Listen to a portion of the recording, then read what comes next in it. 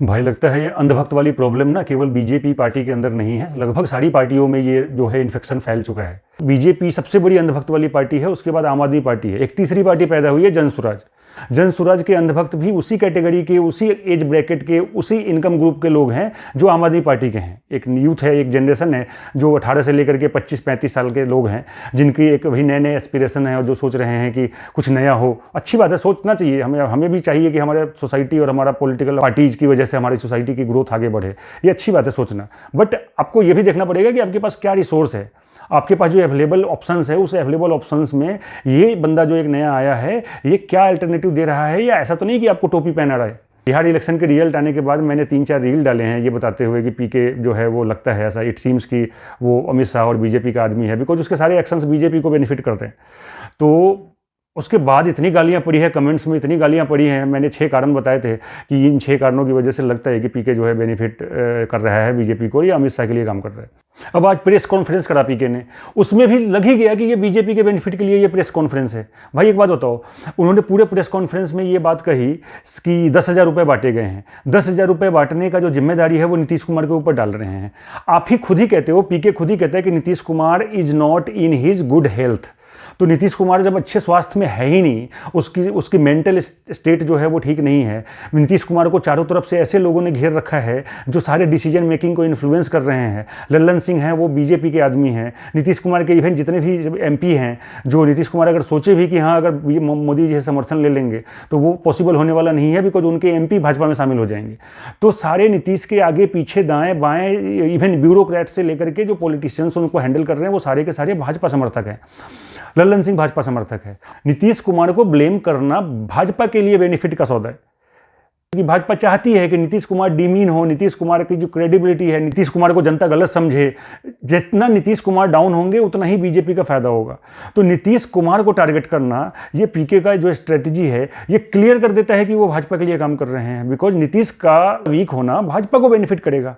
पीके कह रहे हैं कि 10,000 रुपये नीतीश कुमार ने दे दिए सबको। एक बात बताओ, जब छोटे से छोटी चीज़ें आपको अगर जिसको नहीं पता हो नहीं पता हो, भाई जेडीयू के जो टिकट है वो भाजपा ने तय किए हैं कि कौन सी सीट पर कौन लड़ेगा। नीतीश कुमार तो अपने होश में ही नहीं है, वो तो उसके पास तो है नहीं अभी भी कोई भी डिसीजन मेकिंग पावर। भाजपा से सिंपैथी रखने वाले उसके चारों तरफ लोग हैं, तो वो कैसे डिसीजन लेगा। वो इवन जेडीयू के टिकट जो है वो भाजपा ने डिसाइड करे हैं। ये अमित शाह जो हैं वहाँ पे बैठे हुए होटल में सीसीटीवी बंद करके, ये क्या वहाँ घुइयाँ छील रहे थे? भाई हर डिसीजन जो है अमित शाह लेता है। और ये 10,000 रुपये इतने लाख लोगों को देना है, इतने 1,000 करोड़ का बर्डन है गवर्नमेंट खजाने पे, और वो क्या नीतीश कुमार ने दे दिया? भाजपा जब आपकी पार्टनर है, भाजपा के साथ गठबंधन में आप सरकार बना रहे हो, तो भाजपा भी तो रिस्पॉन्सिबल है इस चीज़ के लिए। तो भाजपा को कोई दोष नहीं, अमित शाह को कोई दोष नहीं। और जब भी कोई ब्लेम करने की बारी आती है, नीतीश कुमार को डिमीन करो। भाई छोटी से छोटी चीज़ अमित शाह डिसाइड करते हैं। वो पटना में डेरा डाल के बैठे हुए थे होटल में, क्या अमित शाह या मोदी के सहमति के बिना 10,000 रुपये बट गए होंगे? लेकिन पीके जब प्रेस कॉन्फ्रेंस करता है तो कभी भी अमित शाह का नाम नहीं लेता, वो हमेशा नीतीश कुमार को दोष देता है।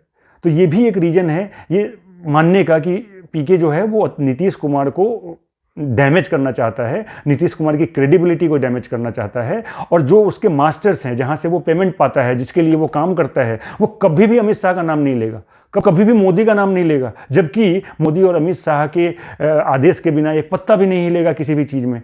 बिहार इलेक्शन इतना बड़ा हुआ है, इतने सारे मंत्री, इतने सारे सांसद, इतने सारे लोग जाके बिहार में डेरा डाल के बैठे हुए थे। ये क्या बिना अमित शाह और मोदी के कहे बिना जाके बैठे हुए थे? सारी चीज़ें इन दोनों के हाथ में हैं। और जब ब्लेम करने की बारी आती है तो सिर्फ नीतीश कुमार को ब्लेम करते हो आप। राहुल गांधी जो हैं वो क्लियर वोट चोरी की बात में वो ये कहता है कि वोट चोरी में अमित शाह, मोदी और चुनाव आयोग ये सारे मिल के काम करते हैं। वो नाम लेते हैं कि हाँ भाई, जिसके हाथ में है, जिसके हाथ में सत्ता है, जिसके डायरेक्शन पे पूरा देश का हर ब्यूरोक्रेसी से लेके सारी चीज़ें चल रही हैं, उसका नाम लेने में कोई गलती नहीं है। अगर गलत है तो केस कर दो उसके ऊपर। लेकिन जो प्रशांत किशोर के पास जब वोट चोरी का पत्रकार सवाल पूछता है तो वो चुनाव आयोग का नाम लेता है। कभी भी उसने अमित शाह का नाम नहीं लिया, कभी भी उसने मोदी का नाम नहीं लिया। चुनाव आयोग क्या अपने लिए कर रहा है? चुनाव आयोग अगर गलत है तो किसी के बेनिफिट के लिए कर रहा है। किसी के बेनिफिट के लिए अगर कर रहा है तो किसी ने उसको कहा है कि मुझे बेनिफिट कराओ। किसने कहा है? अमित शाह ने कहा होगा, मोदी ने कहा होगा। तो उनका नाम नहीं लेना, चुनाव आयोग का नाम ले जाओ।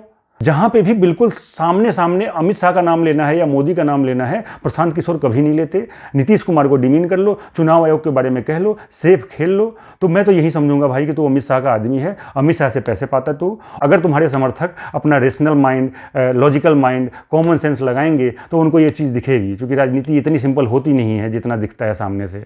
आपको जो दिखा दिया जाता है, वो जो दिखाना चाहता है वो आप देख लेते हो, और उसके बाद फिर जो आपके थॉट के अगेंस्ट, जो आपके दिमाग में जो थॉट बनी उसके अगेंस्ट कोई बात करता है, उसको गाली देने आ जाते हो। 10,000 रुपये जो बट गए हैं, ये क्या नीतीश कुमार के हाथ में थे? क्या अमित शाह अगर ने नहीं दिया होता, अमित शाह ने ऑर्डर नहीं दिया होगा, तो क्या नीतीश कुमार बांट लेता? इतने भोले हो आप, आपको ये समझ नहीं आती बात? इतने भोले हो कि आपको नहीं समझ में आएगा कि अमित शाह नहीं बोलेगा तो नीतीश क्या 10,000 रुपये बांट लेगा?